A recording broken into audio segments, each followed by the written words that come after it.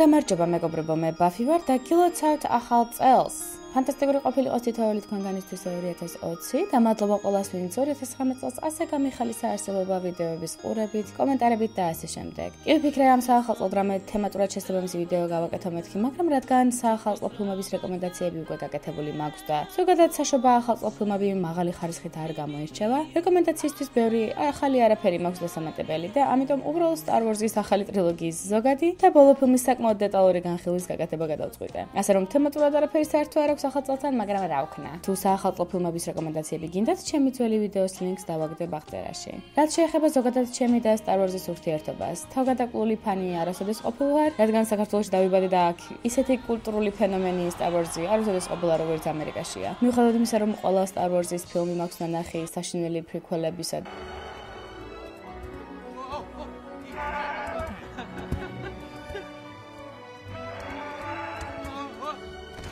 და მოსაწყენის სპინ-ოფების ჩათვლის. I'm alone.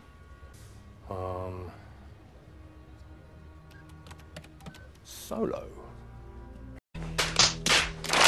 და თან ახლა Jedi Fallen Order-ის დიდი სიამოვნებით ვთამაშობ. მაინც ზოგადად არ ვარ დაინტერესებული Star Wars-ის სამყაროთი წესებით და ასე შემდეგ. ზოგადად კინოინდუსტრიაზე და კინოსამყაროზე Star Wars-ის გავლენასა და რევოლუციური ტექნოლოგიების დანერგვას უდიდესი მნიშვნელობა უნდა მიენიჭოს ჩემი აზრით, მაგრამ როგორც ფილმები და მათში აღწერილი ისტორიები ჩემთვის გასართობია და მეტი არაფერი. არ ვუყურებ Star Wars-ის არც ერთ სერიალს, არ წამიკითხავს არც ერთი კომიქსი თუ წიგნი Star Wars-ის Extended Universe-ზე და არც მაინტერესებს. ასე რომ რასაც ამ ახალ ტრილოგიაზე ვიტყვი სუპერფანის გადმოსახედიდან ნამდვილად არ არის. ეს იმ ადამიანის გადმოსახედიდან იქნება, ვისაც სახალისო პერსონაჟები, ლაიტსეიბერებით ბრძოლები და სულ შავებში ჩაცმული ულამაზესი ადამ დრაივერი მოსწონს დიდ ეკრანზე. ახლა მოდით ბოლო ფილმის Star Wars Episode 9 The Rise of Skywalker-ის განხილვას დავიწყებ და ღმერთო რამ სიგრძეთ სათაურია და მარტო The Rise of Skywalker-ს ვიტყვი ამიერიდან. და გზადაგზა წინა ორი ფილმზეც გავაკეთებ ჩანართებს. The Force Awakens და The Last Jedi მე ორივე მომწონს ბევრი სხვადასხვა მიზეზით და მაგაზე უფრო დაწვრილებით ცოტა ხანში მოგახსენებთ, მაგრამ იცოდეთ, რომ განხილვა იმ ადამიანის გადმოსახედიდანაა, რომელსაც წინა ორი ფილმი საკმაოდ მოეწონა. The Rise of Skywalker, ანუ Skywalker-ის აღზევება, ისევე როგორც The Force Awakens, J.J. Abrams-ის გადაღებულია და მთავარ როლებს Daisy Ridley, John Boyega, Oscar Isaac და Adam Driver-ი ასრულებენ.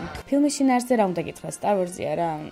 Light side, dark side, რაღაც უნდა ვიპოვოთ, იმპერია დავამარცხოთ, lightsaber-ებით ჩხუბი, Jedi ძალები, The Force და Adam Driver-ი. მეტი არაფერია სათქმელი უსპოილერო სექციაში. შინაარსთან დაკავშირებით. რაც შეეხება ფილმის ტექნიკურ ასპექტებს, სინემატოგრაფია ოფიციალურად J.J. Abrams-ის lens flare-ებითაა გაჟღენთილი. იმდენი იყო რაღაც მომენტებში, რომ ხმამაღლა გამეცინა კინოთეატრში. დანარჩენი ყველაფერი კომპეტენტურადაა შესრულებული, როგორც J.J.-ის სხვა ფილმებში. ვიზუალურად ახალი პლანეტები, ლამაზი და თითოეული მათგანი საკმაოდ განსხვავებული და სახასიათო იყო ჩემი აზრით. მომეწონა ბევრი პრაქტიკული ეფექტი და უცხოპლანეტელი მარიონეტები, რაც ერთგვარი callback-ია ძველი ორიგინალური ტრილოგიისა. ამ მარიონეტების პირის მოძრაობები ტექსტებს რო არ ემთხვევა, აშკარად ძველი ფილმების ომაჟია. არ ვიცი ქართულად ომაჟ როგორ არის რა თქმა უნდა. ასევე მიუხედავად იმისა, რომ სცენარი და დიალოგები საკმაოდ უაზროა, მსახიობები შესანიშნავად თამაშობენ. თითოეული მათგანი ძალიან ქარიზმატულია და აშკარად კარგად არიან ერთმანეთთან შეთამაშებული. თითოეული პერსონაჟებიც სასიამოვნო საყვარებელი არიან ეკრანზე. პირველმა ორმა ფილმმა მოახერხა ამ პერსონაჟების ჩემთვის შეყვარება, მაგრამ მაინც ყველაზე განსაკუთრებულად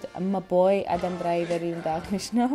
ყველანაირი ხუმრობის გარეშე მის მხრებზე დგას მართლა ეს ტრილოგია. და Kylo Ren-ის პერსონაჟი რომ არა, ბევრად უფრო დამოწყვეტდა ნერვებს ეს ფილმი. Speaking of which, აქ პრინციპში ჩემთვის ფილმის დადებითი მხარეები იწურება და უარყოფითები იწყება. უსპოილერო სექციაში ვეცდები გამოვხატო რა არ მომეწონა, მაგრამ ბევრად უფრო დაწვრილებით განვიხილავ ამ ბოლო ფილმს. მთელი ტრილოგიის კონტექსტში უკვე სპოილერებიან ნაწილში. უპირველეს ყოვლისა, რაც არაფრად ვარგო და ფილმის სცენარია. მთელი ფილმი ისეთი ტემპით მიდის, რომ ვერაფრის გაანალიზებას ვერ ასწრებ. რატო? იმიტომ რომ თუ ოდნავ ეცადე რამის გაანალიზებას და არავენაირი ლოგიკის მისადაგებას მომხდარი მოვლენებისთვის, ვიხდები რომ nothing makes sense. არანაირი ლოგიკა ფილმში არ არსებობს, იქნება ეს კონკრეტული მოვლენების კონკრეტულ განვითარებასთან და პერსონაჟების მოქმედებებთან დაკავშირებით, თუ თემატურ დონეზე. ფილმი ცდილობს მაყურებელს გონება გაუფართოს და დაფიქრების საშუალება არ მისცეს. თან ისეთი შექმნა რჩება, რომ ორი ფილმია გაერთიანებული და 2 საათ ნახევარში ჩატეული. და ეს ასეცაა. ცოტა ხანში გაიგებთ. იმდენი რაღაც ხდება ფილმში, რომ მიკვირს, რომ The Irishman-ის 60-ს არ გამოვიდა The Rise of Skywalker. საქმე უბრალოდ იმაშია, რომ აბსოლუტურად უაზრო და უმიზნო და უსარგებლო მოვლენებია აღსახული ეკრანზე. ზოგი პერსონაჟის წარსული ზედმეტად დეტალურადაა განხილვილი, ან რატომღაც სამ სხვადასხვა პლანეტაზეა წასვლა საჭირო ერთი და იმავე ინფორმაციის მისაღებად. რატომღაც ახალ პერსონაჟებს გვაცნობენ სწრაფად, მაშინ როდესაც ძველ პერსონაჟებსაც კი არ აქვს საკმარისი საქმე და როლი მოვლენათა განვითარებაში. ფილმის ბოლო აქტი ხომ საერთოდ ერთი დიდი თავისტკივილია, როგორც პირდაპირი, ასევე გადატანითი მნიშვნელობით. მიუხედავად იმისა, რომ ამ ფილმის სტრუქტურა საკმაოდ ახლოსაა The Return of the Jedi სტრუქტურასთან, რა თქმა უნდა, ვიზუალურად ბევრად უფრო დატვირთული კოსმოსური ომის სცენები, ბევრად უფრო ხანგრძლივია და ბოლოს თავს თვალებს ყურებს და ტვინს გადკიებს. რაც ამ ტრილოგიაში ყველაზე საინტერესოა და ფილმის გულად და სულად უნდა ითვლებოდეს, ანუ პერსონაჟები, მათი ურთიერთობები და რეისა და Kylo Ren-ის ურთიერთობა თუ რაღაც Force კავშირი რო აქვს, თითქოს მეორე ხარისხოვანი მომენტია. უფრო მნიშვნელოვანი ბახაბუხი აფეთქებების როლები და lightsaber-ებია. და კიდევ ერთი რაღაც, რასაც სპოილერებში განვიხილა. მოკლედ, სრული ქაოსია მესამე აქტი. ასევე მეზიზღება, როდესაც ფილმი ცდილობს, რაც უკვე მოხდა წინა ფილმში, უგულებელყოს. იმის ნაცვლად, რომ The Last Jedi-ის საკმაოდ განსხვავებული გამოწვევა პერსონაჟების თვალსაზრისით ამ ფილმს მიეღო და განევითარებინა, თითქოს The Last Jedi არც მომხდარა. რატომ? გეტყვით მალე. და ბოლოს წინა ტრილოგიებიდან მკვდარი პერსონაჟის მიწიდან ამოთხრა და ამ ფილმში ჩაკვეტება ოფიციალურად ყველაზე unimaginative გადაწყვეტილება მიმაჩნია დედამიწაზე. წინა ორი ფილმი იძლევა სხვა გამოსავლებს, თუ ბოროტმოქმედი გჭირდება. არა, ჯობია, ვინც Star Wars-ის ფანებმა უკვე იციან, ის გავაცოცხლოთ. მე რა რომ არანაირ ლოგიკაში არ ჯდება. Star Wars-ის ფანებმა თუ იციან, მოეწონებათ ალბათ. ასე რომ ჩავსვათ ფილმში. აბსოლუტურად გამომართლებელი სისულელე, ჩემი აზრით. ახლა უკვე სპოილერების ნაწილზე გადავდივარ, სადაც რომ იცოდეთ მთელ ტრილოგიას ვასპოილერებ, The Force Awakens, The Last Jedi და The Rise of Skywalker ყველაფერს. ასე რომ თუ სპოილერების მოსმენა არ გინდათ, ანუ თუ არ გინდათ რომ იცოდეთ რა ხდება ამ ფილმებში, ამ დროზე გადადით ვიდეოში. თუ პირველი ორი ფილმი გაქვთ ნანახი და განხილვა გაინტერესებთ, განაგრძეთ ყურება და The Rise of Skywalker-ზე რო გადავალთ, მერე გადადით ამ დროზე. მოკლედ, всё, ბოლო გაფრთხილება. 3 2 1, ბუმ. მოკლედ, იყო და არა იყო რა. იყო ერთი საინტერესო, მაგრამ არც ისეთი საინტერესო, როგორც თვითონ ეგონა რეჟისორი J.J. Abrams-ი, რომელმაც 2009 წელს გადაიღო ფილმის სახელწოდებით Star Trek. Star Trek-ის აურაცხელი ფილმისა და უამრავი სერიალის მიმდევრებისა და ფანების თქმით, ეს Star Trek-ი ბევრად უფრო წააგავდა Star Wars. ვიდრე Star Trek-ს. და როგორც რეჟისორიც ამბობდა, თვითონ არასოდეს ყოფილა ეგრეთ წოდებული Trekkie, ანუ Star Trek-ის სუპერფანი. თავადაც უფრო Star Wars-ის ფანი გახდათ ბავშვობაში. ასე რომ როგორც კი Star Wars-ის ფრენჩაიზი, აც უკვე გამოშტერებული ჯორჯ ლუკასის უტკუნათითებიდან Disney-ის ყოვლის მომცველ კლანჭებში სულ რაღაც 4 მილიარდი დოლარის საფასურად მოექცა, Disney-მ ჩვენს პატარა JJ-ს მიაკითხა ახალი ტრილოგიის წამოსაწყებად. მაგრამ რაც აუცილებლად უნდა ვიცოდეთ ბატონ Abrams-ზე არის ორი რაღაც. პირველი, რომ JJ დება status quo-ზე და მას mystery box-ების გარეშე ცხოვრება არ შეუძლია. ახლა რაც გულისხმობ პირველში ამ თავის status quo-ს სიყვარულში. თუ The Force Awakens შევადარებთ სულ პირველ Star Wars, A New Hopes, ვხვდებით რომ პრინციპში ერთი და იგივე ფილმია სხვადასხვა პერსონაჟებით. უბრალოდ უფრო თანამედროვე და შესაბამისად ხარისხიანია. დეტალურად არ შევადარებ პერსონაჟებსა და სიტუაციებს ერთმანეთს, მაგრამ Rey პრინციპში Luke-ია, Poe Dameron პრინციპში Han Solo, Rey უდაბნო პლანეტაზე ცხოვრობს როგორც Luke და თავარი მისია ფილმში ისევ უზარმაზარი Death Star-ის აფეთქება და ასე შემდეგ და ასე შემდეგ. ძალიან ბევრი პარალელის გავლება შეიძლება. ფილმების სტრუქტურა და ისტორიებიც კი საკმაოდ ახლოა ერთმანეთთან და ეს იმიტომ რომ რა საჭიროა ზედმეტი რისკის გაღება, თუ იცი რომ ეს ფორმულა ამართლებს. ფანებს ხომ მოწონთ ძველი Star Wars-ი. A New Hope ერთ-ერთი უსაყვარლესი ფილმია Star Wars-ის ფანების. ასე რომ გადავამღეროთ, ქავერიც მოეწონებათ. და მეორე, რას ნიშნავს mystery box-ები? თუ მართლა გაინტერესებთ, შეგიძლიათ თავად ბატონი JJ-ის TED Talk-ი მოისმინოთ ამ თემაზე. მაგრამ მოკლედ რომ თქვა, რა არის mystery box-ები? გახსოვთ ასეთი სერიალი Lost, ანუ დაკარგულები. ჩემს ბავშვობაში გადიოდა ტელევიზორში. თუ სწორად მახსოვს იმედზე. და მახსოვს რომ ყველა უკიდეგანოდ და უსაზღვროდ დაინტერესებული იყო რა ხდებოდა და რა იყო ის შავი ბოლის არსება თუ მონსტრი და საერთოდ რა ამბავია და როგორ მოხვდნენ ამ კონსოლზე და ასე შემდეგ და ასე შემდეგ. აი ზუსტად ეს ელემენტებია mystery box-ები პრინციპში. განტოლებაში არსებული უცნობები XY, რომლების მნიშვნელობებიც დამალულია მაყურებლისთვის და ამიტომაც აინტრიგებს მას. არ ვიცი გახსოვთ თუ არა, მაგრამ მე როგორც მახსოვს საბოლოოდ მთელი სამყარო ძალიან უკმაყოფილო დარჩა იმ პასუხებით, რომლებიც გაეცა გაეცა ლოსში დასმულ კითხვებს. თითქოს ყველა სულ მკვდარი იყო თუ რაღაც ეგეთი ხო?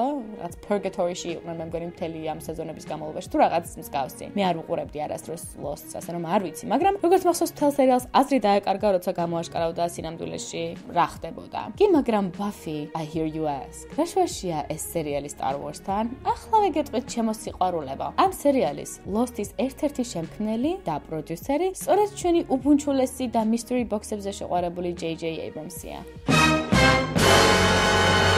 შეიძლება კარგად ვერ გამოვხატე ამით რისით მომინდა, მაგრამ ის ფაქტი რომ J.J. Lost-ის ერთ-ერთი შემქმნელია, მეუბნება იმას, რომ ხშირად ბატონი Abrams-ი ისეთ mystery box-ებს ათხლიშავს ფილმებში, ანუ ისეთ კითხვებს სვამს, რომლებზეც პასუხი თვითონაც არ იცის. ანუ როგორც Lost-ში თავისივე დასმულ კითხვებზე პასუხები უაზრო და საბოლოოდ უმნიშვნელო აღმოჩნდა, რადგან წინასწარ არ იცოდა სად უნდა მიიყვანა მოვლენათა განვითარება. The Force Awakens-ში ჩასმულ mystery box-ებსაც დიდ მნიშვნელობას არ ანიჭებდა ალბათ. არ იცოდა რა პასუხები უნდა გასცემოდა მის მიერ დასმულ კითხვებს, მაგალითად ვინ არიან Rey-ის მშობლები, რატომ მიატოვეს შვილი, ვინ არის Snoke, რა როლი აქვს Luke Skywalker-ს ამ ყველაფერში. მოკლედ იმის ნაცვლად რომ მთელი ტრილოგიის ერთგვარი ჩონჩხი დაესახათ წინასწარ და ამ ჩონჩხის მიხედვით შეექმნა mystery box-ები ბატონ J.J.-ს, მთელი ტრილოგიაში საბოლოოს მიტოვებს რომ თვითონაც არ იცოდა რა ინტრიგის დანერგვა უნდა მაყურებელში. რასაც მესამე ფილმში მიღებული გადაწყვეტილებები მეუბნება და მაგითი მივხვდი. უბრალოდ რას თვითონ საინტერესო მიაჩნდა ის კითხვები დასვა. რა თქმა უნდა Rey-ის მშობლები უნდა ყოფილიყო კითხვის ნიშნის ქვეშ, იმიტომ რომ პირველ ტრილოგიაში Luke Skywalker-ის მშობლები არ იყვნენ ცნობილი და მე აღმოჩნდა რომ oh my god Darth Vader არის ამისი მამა oh no და ასე შემდეგ. თან ამ სტატუს quo-ს ხო არ გადაუხევს და შესაბამისად სვამს ამ კითხვას, მაგრამ თვითონაც არ იცის პასუხები. შემდეგ ბატონმა J.J. ხელები დაიბანა, Disney-ის გამოწერილი უზარმაზარი ჩეკი ჯიბეში ჩაიდო და აბა თქვენი ცითო და წავიდა. მაგრამ საბოლოოდ საშინელი, მოსაწყენი და ყოვლად უემოციო პერსონაჟებით დახმუძლული პრიკველების მერე Star Wars Episode 7 The Force Awakens სახალისო, საინტერესო და ქარიზმატული პერსონაჟების გამსახველი, თუმცა სუპერ ფორმულირებული ფილმია, რომელსაც მე ამ სამფილმიანი ისტორიის საკმაოდ მყარ დასაწყისად მივიჩნევდი. ფანების უმეტესობას The Force Awakens მოეწონა, მაგრამ ნაწილი აღიარებდა, რომ ფილმში Star Wars-ის სამყაროსთვის პრინციპში ახალი არაფერია. მაინც მთლიანობაში საინტერესო დასაწყისი იყო. ყოჩაღ J.J.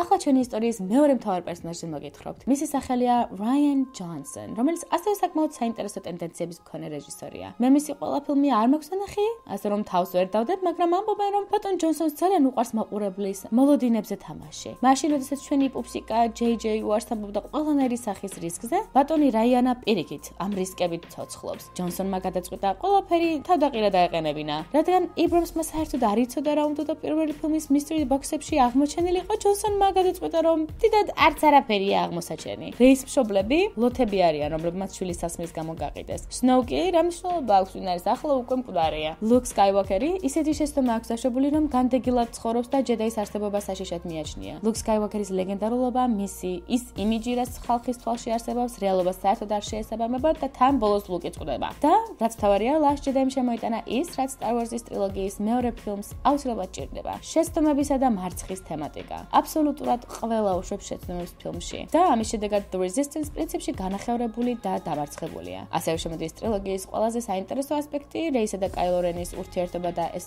უცნაური Force connection და მათი მემკვიდრეობები. ისინი Yin and Yang პრინციპით ავსებენ ერთმანეთს და Last Jedi არის ტრილოგიის ყველაზე საინტერესო კონცეფციის დამაარსებელი, ჩემი აზრით. ძალიან მომეწონა, რომ Rey-ზე აღმოჩნდა, რომ არანაირი განსაკუთრებული ოჯახის შთამომავალი არაა. ამის აღიარება არ უნდა თვითონ, რადგან სწორედ ესაა მისი კომპლექსების, თავდაჯერების ნაკლებობის მიზეზი. მისი ემოციური ტრავმა ის, რომ არავის არ უნდა Rey. You have no place in this story. You come from nothing. You're nothing.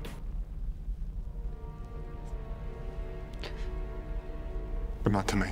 უჭირს ამ სიმართლის აღიარება თავის თავთანაც კი და ცდილობს დაიჯეროს, რომ მისი მშობლები დაბრუნდებიან. Rey-ის ეს შინაგანი ქაოსი თუ კონფლიქტი აბსოლუტურად Kylo Ren-ის სიტუაციის ანტიპოდია. Ben Solo-ს, ანუ Kylo Ren-ის მთელი კონფლიქტი მისი ოჯახი დამოდის. იქნება ეს ბაბუამისი, ბიძამისი, დედამისი თუ მამამისი. ყველას თავისი შეხედულება აქვს იმაზე, თუ ვინაა Ben Solo ან Kylo Ren-ი, ან ვინ უნდა გახდეს ის მომავალში. მას უჭირს ამხელა ქაოტური ტვირთის ტარება და ბნელდან ათამხარებს შორის თუ კონფლიქტშია. როგორც ვთქვი, Rey და Kylo Ren, Yin and Yang ავსებენ მოკლედ ერთმანეთს. თან Rey-სა და Ren-ის ბექგრაუნდები იმასაც გვეუბნება, რომ იდეაში არ აქვს მნიშვნელობა ვის შთამომავალი ხარ. The Force და Jedi-ობა სულ არაა მემკვიდრეობითი, რაც ჩემი აზრით ძალიან სასიამოვნო სასიამოვნო მესიჯია Star Wars-ის სამყაროში. მოკლედ, ჩემთვის ამ ახალი ტრილოგიიდან ყველაზე საინტერესოა The Last Jedi-ა. მიუხედავად იმისა, რომ ბევრი პრობლემა აქვს ამ ფილმს, მაგალითად, ზოგიერთი ჩხუბის ქორეოგრაფია, ზოგი უხარისხო CGI მომენტი, ზოგიერთი პერსონაჟის განვითარება, ზოგიერთი ზედმეტად თვალნათელი მესიჯი,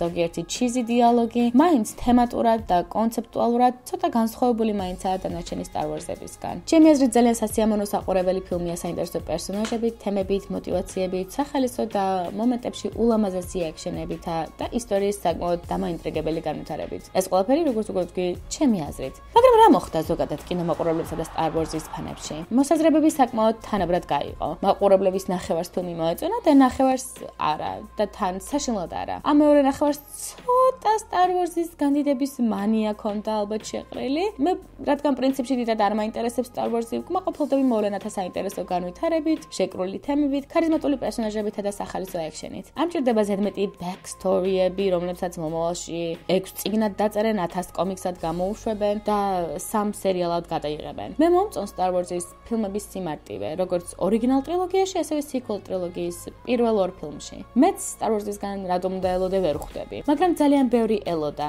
ახსნა განმარტებებით დახუნძლულ და გადატვირთულ ფილმს. და სამაგეროდ მარტივი ახსნა განმარტებები და Snoke-ის სიკვდილი მიიღეს. და ფანები გაგიჟდნენ, გამწარდნენ, დაეწიწკნათ ნერვები, აყვიდნენ რომ Star Wars-ი მოკვდა, საშინელებად იქცა და ასე შემდეგ. და ახლა ჩვენი ისტორიის სადღაც მეორე აქტის შუაში დროა ერთხელ ნახსენები პერსონაჟის და როგორც აღმოჩნდა ჩვენი ისტორიის მთავარი ვილენების Kathleen Kennedy-სა და Disney Corporation-ის შესახებ გიამბობთ ორიოდე სიტყვით. ქალბატონი კენედი გახლავთ Disney-ის მიერ გამოყოფილი Star Wars-ის ზედამხედველი, ასე ვთქვათ. ანუ ის Star Wars-ისთვის, რაც Kevin Feige-ია Marvel Cinematic Universe-ისთვის. მაგრამ ჩვენმა ლამაზმა Kathleen-მა თადასარავად იცის, რომ Star Wars-ის ფანები ყველაზე ხმამაღალი ხალხია მსოფლიოში, მით უმეტეს იმ შემთხვევაში, თუ რამე არ მოწონთ. შესაბამისად, Disney Star Wars-ის განყოფილებაში ჩამოყალიბდა ასეთი ტენდენცია. თუ ვინმე რამე ახალს ცდილობს, ან რამე რისკზე აპირებს წასვლას, გააგდე და სხვა მოიყვანე. ეს გამოიწვია The Last Jedi-ი იმედგაცრუებული ფანების წუწუნმა. ამ დროისთვის მიდიოდა Star Wars spin-off ფილმის Solo: A Star Wars Story-ს გადაღება, რომელიც 2018-ში უნდა გამოსულიყო. ფილმის რეჟისორები The Lego Movie-ის რეჟისორები ლორდი და მილერი იყვნენ. მათი მეთაურობით Solo პირდაპირი action კომედია უნდა ყოფილიყო, მაგრამ როგორც ჩანს ქალბატონმა კენედიმ ზედმეტი თავისუფლება და კრეატიულობა შენიშნა ამ ორს. რაც არც არის გასაკვირი, თვითონ The Lego Movie და Spider-Man Into the Spider-Verse, რომელშიც არის ამ ორი რეჟისორის წვლილი, გადასარევი ფილმებია და გამოირჩევა მართლა განსაკუთრებული შემოქმედებითობით და იუმორით. Kathleen Kennedy-მ სამსახურიდან გაუშვა ლორდი და მილერი. You're fired. და ყველაზე ვანილა მოსაწყენი და არასარისკო რეჟისორი რონ ჰავარდი დანიშნა მათ ნაცვლად. არაფერი განსაკუთრებით უარყოფითი არ მაქვს როგორც წესი რონ ჰავარდის ფილმებზე სათქმელი, მაგრამ მაგაში ესაქმე. ვანილა, ჩვეულებრივი, არაფერი განსაკუთრებული. სწორედ ამ რეჟისორისა და ამ ცვლილებების შედეგად მივიღეთ Solo: A Boring Story. So what's your name anyway? Chewbacca? All right, well, you're going to need a nickname because I ain't saying that every time. ამ ტენდენციის გაგრძელებად Star Wars-ის მე-9 ეპიზოდის რეჟისორობა ჩამოერთვა Colin Trevorrow's, რაც ალბათ არაა ცუდი მისი ფილმოგრაფიიდან გამომდინარე, და როგორც ამბობენ Rian Johnson's, ჩვენი წინა ფილმის რეჟისორს. ასევე საინტერესოა, რომ სერიალ Game of Thrones-ის შემქმნელებს David Benioff-სა და D.B. Weiss ქალბატონი Kathleen-ი აძლევდა საშუალებას Star Wars-ის სამყაროში სერიალი გადაეღოთ, მაგრამ The Game of Thrones-ის ბოლო სეზონის გამოსვლისა და ხალხის უკმაყოფილების შედეგად კენედიმ ეგრევე წარღვნა შესაძლებლობა Benioff-ს და Weiss-ს ხელიდან. და ვითომ creative differences. არა, უბრალოდ რაღაცებზე ვერ შევთანხმდით, თორე ხალხის რეაქცია არაფერში არ არის.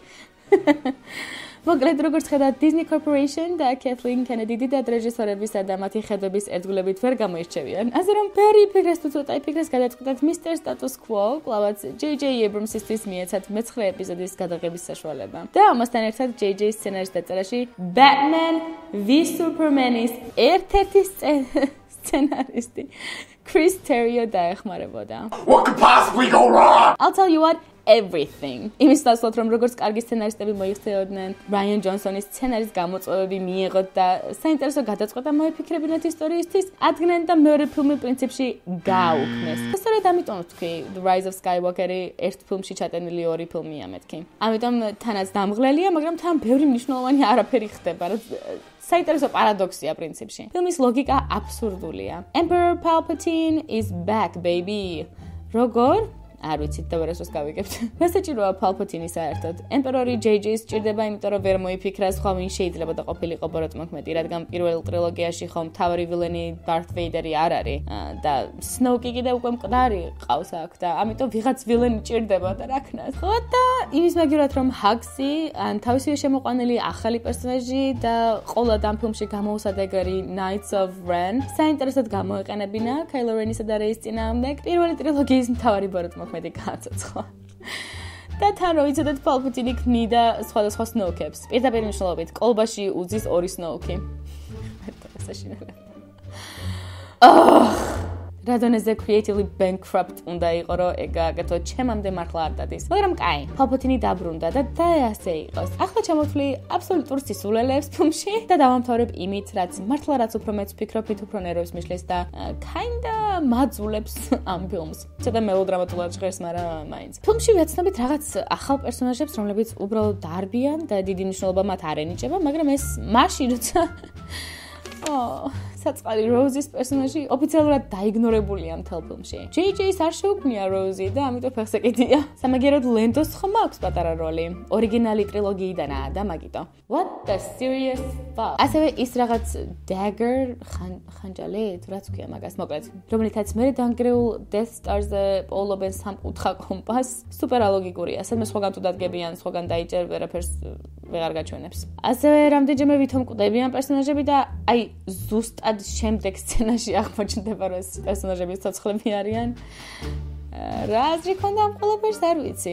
ვითომ დრამა ალბათ, მაგრამ არა, არ ვიცი. ხომ და კონტექსტ რამე დანიშნულება სცენებს. Jesus. ძალიან ბევრი სურელური და ალოგიკური სეტაპი და pay-off-ი გვხდება ასევე ფილმში. მაგალითად, Rey-ის ბნელი ვერსია თითქოს დასეტაპებულია, მაგრამ pay-off-ს არანაირი აზრი არ აქვს. ან ის Pos X შეყვარებულის რაღაც უცნაური მონეტა, ესნაში ეუბნება რისთვისა ეს მონეტა საჭირო და რა ძვირფასი ამისთვის. აი, ზუსტად მომდევნო სცენაში აძლევს ამ მონეტას Pos და იმის დროც კი არ გვაქვს მაყურებელს რომ გავიაზროთ როგორ დაეხმარა ეს გოგო ჩვენს გმირებს და აი მაგის შემდეგ სცენაში ზუსტად ამ მონეტას გამოიყენებენ და всё, მე აღარანაირი წვლი აღარ შეაქვს ამ გოგოს ისტორიაში მესამე აქტის მიწურულამდე და მაშინაც რასაკეთებს არც არაფერს. გაზრიკოდა ამ ყველაფერს. რაში მჭირდება ეს გოგო? მაგრამ ყველაზე უაზრო სეტაპი და pay-off-ის მომენტი Finn-ისა და Rey-ის ურთიერთობა და რაც მათ შორის ხდება ისაა. დასათებებულია რომ Finn-ს Rey-ისთვის რაღაცის თქმა უნდა და თან ნაგულისხმევი აშკარად რომ პრინციპში სიყვარული უნდა აუხსნას Rey-ს. ფილმში სამჯერ ხდება ამ მომენტის სეტაპი და საბოლოოდ არანაირი pay-off-ი. ანუ შედეგი არ გვეძლევა. Rey-ც არ ეკითხება ბოლოს რა უნდა გეთქვა ჩემთვისო და ამითი არ აშკარავდება არაფერი. Finn-საც ავიწყდება რომ რაღაც კონდა სათქმელი. მოკლედ, რა ხდება? მონტაჟისაც გამორჩათ რომ ამოეჭრათ ეს სეტაპები თუ შემთხვევით pay-off-ი ამოჭრეს და თავიდან ვეღარ დაარედერებდნენ, იმიტომ რომ აღარ ესწრებოდა თუ What the hell is happening? Seriously? ასევე ეს ტენდენცია რომ თითქოს წინა ფილმში არაფერი მომხდარა, ყველაზე ნათლად იმ სცენაშია დემონსტრირებული, როცა Kylo Rey-ს ეუბნება რომ მაინც ახლა შენი მშობლების დამძილ ისტორიას მოგიყვებიო. არა კაცო, წინა კინოში კი არ მოგატყვე. მართლა ვიყიდე შენ თავი ვიღაცაზე. პროსტა ხა იმიტომ რომ შენ უნდა დაეციო რა. და თან მართლა არავინ ეგეთები არ იყვნენო. ისეთი მნიშვნელოვანი ხალხი კი არ იყო შენი მშობლებიო, მაგრამ თან Palpatine-ის შვილები იყვნენო, მაგრამ იმიტომ არ იყვნენო მნიშვნელოვნები, რომ თვითონ გადაწყვეტას არ ყოფილიყვნენო. ხმერთო რა ტოკენი ეს. ამ ყველაფერს თუ ოდნავ მაინც დავფიქრდებით, მიხვდებით რომ აბსოლუტურად ალოგიკურია ყველაფერი. რატომ გაყიდეს Rey და რატო არ მიაბარეს ვინმე წესიერს თუ ნორმალური ხალხი იყო? მაგალითად The Resistance-ში, Leia-სთან და ჯიგრებთან. და თუ ამბობ რომ Rey-ის მშობლები არავინ მნიშვნელოვანი არ არიან, მაშინ ვერც Palpatine-ის შვილი ვერ გამოვა ვერც ერთი და თუ არის Palpatine-ის შვილი ერთ-ერთი, მაშინ მნიშვნელოვანი ტიპი ყოფილა, ხო? და თან შეიძლება გავიგო ვის რა შეაინტერესებს ოჩი თუ რა ჯანდაბაც ერქვა იმ კვლელს მაგის ისტორია. მაინც უნდა ვიცოდეთ კონკრეტულად ვინ მოკლა Rey-ის გმირი მშობლები. მოკლედ რა წინა ფილმზე აბსოლუტურად უარი თქვა JJ. Abrams-ის მონოლოგის ტოლფასია Luke Skywalker-ის Force Ghost-ი, რომელიც პრინციპში გვეუბნება რომ წინა ფილმი დავივიწყოთ. მაშინ თან, როდესაც მთელი წინა ფილმი Luke-ის ისტორიის გმირულ გადაწყვეტას ეძღვნება პრინციპში. არა ძმაო, ეხლა მაგ lightsaber-ი რომ მოისროლე, შენ ნორმალური ხარ, დაიჭირე კაცო. წინა ფილმში რაც გითხარი ყველაფერი დაივიწყე, არა. Buffy არასწორი ვიყავი ყველაფერში. JJ-ის გადაღებული არ იყო წინა ფილმი, კაცო. დაივიწყებეთ ჰერო გეუნები, გაიგე? Seriously, what the hell is wrong with you, JJ? და ბოლოს ყველაზე მეტად რამაც გამაღიზიანა ფილმში არის ის, რომ Rey Palpatine-ია. ანუ Emperor Palpatine-ის შვილიშვილი. The Last Jedi-ზე ლაპარაკისას რომ თქვი, რომ Kylo Ren-სა და Rey შორის საინტერესო კონტრასტი იქნება მათი მემკვიდრეობითი ემოციური ტვირთების გამო მეთქი. ხომ გახსოვთ? დაივიწყოთ ეს ყველაფერი, თურმე Rey იმიტოა ძლიერი რომ პალპატინია. და ის yin and yang მომენტი მოგვეჩვენა ყველას. და თან ეს Force კავშირი იმიტო აქვს Ren-ს და Rey-ს, რომ ყველაზე ძლიერი ოჯახებიდან არიან. და Rey-ს რაც კი მიღწევა აქვს სამი ფილმის განმავლობაში, თავისი მიღწევები არ არის. სისხლის ყივლები ყოფილა თურმე პერიოდულად. Rey-ს ეს ახალი backstory ყველანაირ თემატურ შეკრულებას უკარგავს წინა ფილმებს და აუფერულებს მთელი ტრილოგიის საყრდენს. Ghouls და Souls. Rey-სა და Kylo Ren-ის კავშირს და ამ კონტრასტის იდეას. ამიტომაც ეს ერთი დამატება აუფერულებს მთელ ტრილოგიას და მთელი ტრილოგია საერთოდ იმიტომ არსებობს ახლა ამ მესამე ფილმის მერე, როგორც აღმოჩნდა, რომ Rey Emperor Palpatine-ის შვილიშვილია. ასე რომ არ იყოს პრობლემს არ დაუხოცავდნენ, არ ექნებოდა Force ძალები, არ ექნებოდა მნიშვნელოვანი Palpatine-ისთვის და შესაბამისად არ ეცდებოდა იმპერიის ხელში ჩაგდებას Emperor Palpatine თუ ყველა პლანეტის აფეთქებას თუ რაჯენდებასაც ცდილობს. მე რას ცდილობს საერთოდ? No idea. მოგეთ ყველაზე მეტად ზუსტად ეს Rey-ის ამბავი არ მომეწონა ფილმში. საბოლოოდ ჩემი აზრით საერთოდ არ იყო საჭირო Emperor Palpatine და თუ იქნებოდა Emperor Palpatine, Rey არ უნდა ყოფილიყო Palpatine-ის შთამომავალი, მაგრამ არ უნდა ყოფილიყო Emperor Palpatine. ხო არსებობენ Knights of Ren, Hux და ის რაღაც ახალი ბოროტი ტიპი, ვინც თვითონ JJ-მ შემოიყვანა. ხო და მიეცა მათთვის რამე გასაკეთებელი. Kylo Ren რო Ben Solo-თ გადაიქცეს და კი ბატონო, გმირულად მოკვდეს, light side-ში აღმოჩნდეს. ყველაფერი მისაღებია. ნუ გექნება უზარმაზარი space ბრძოლა ბოლოს, სადაც ათასობით Star Destroyer შეუძლია თითო პლანეტის აფეთქება. ამისლაცოთ აიღე Knights of Ren, ისინი ხო წესი ძალიან მაგრები უნდა იყვნენ. ხო და Ben Solo და Rey იქნებოდნენ მათ წინააღმდეგ, იქნებოდა lightsaber cool battle და ამასობაში დანარჩენი პერსონაჟები Stormtrooper-ებისგან იცავენ მათ, ან რაღაცა პატარა, უფრო ნაკლებად მასშტაბური space battle, უფრო საინტერესო იქნებოდა ჩემი აზრით. საინტერესო იქნებოდა Kylo Ren-ის ურთიერთობა ამ დანარჩენ პერსონაჟებთან, მათი ცოტა სკეპტიკურობა და ბოლოს მორალი, რომ არასოდეს უკეთესობისკენ შეცვლა გვიანი. Darth Vader-ის არ იყოს მოკლედ რა. სულ ეს იყო რაც მეთქვა, მოკლედ რომ შევაჯამო. იმედგაცრუებული ვარ იმის ფონზეც კი, რომ დიდი მოლოდინები არასოდეს მაქვს Star Wars-ის ფილმებისგან, ალოგიკური მოვლენები, წინა ფილმის იგნორი და სრული ქაოსი მესამე აქტში საბოლოოდ ძალიან დამღლელი აღმოჩნდა. ვერავის ურჩევ ამ ფილმის ნახვას მით უმეტეს კინოთეატრებში. გარდა იმ ხალხისა, ვისაც Kylo Ren-ის თუ Ben Solo-ს თუ Adam Driver-ის ულამაზესი შავში ჩასმული პიროვნების ნახვა უნდა დიდ ეკრანზე. ეგ ნახოთ არ მინანია. მაგრამ თუ უკვე ნანახი გაქვთ ფილმი, გთხოვთ გამიზიაროთ თქვენი შეხედულებები და გამიზიაროთ თქვენი შეხედულებები ზოგადად ამ ბოლო ტრილოგიასთან დაკავშირებით. ასევე საინტერესოა რომელია თქვენი საყვარელი Star Wars ფილმი, თუ ხართ Star Wars-ის დიდი ფანი, ან არც ისე დიდი ფანი, თუ უბრალოდ ნანახი გაქვთ ეს ფილმები, მაინტერესებს თქვენი აზრებიც აუცილებლად. მეგობრებო, კიდევ ერთხელ გილოცავთ შობა-ახალ წელს. ყველაფერს საუკეთესოს გისურვებთ აბსოლუტურად და თქვენი მიზნების შესრულებას ასთავარია 2020 წელს. ახლა კი როგორც ყოველთვის, დიდი მადლობა ყურადღებისთვის და მომავალ შეხვედრამდე. Bye.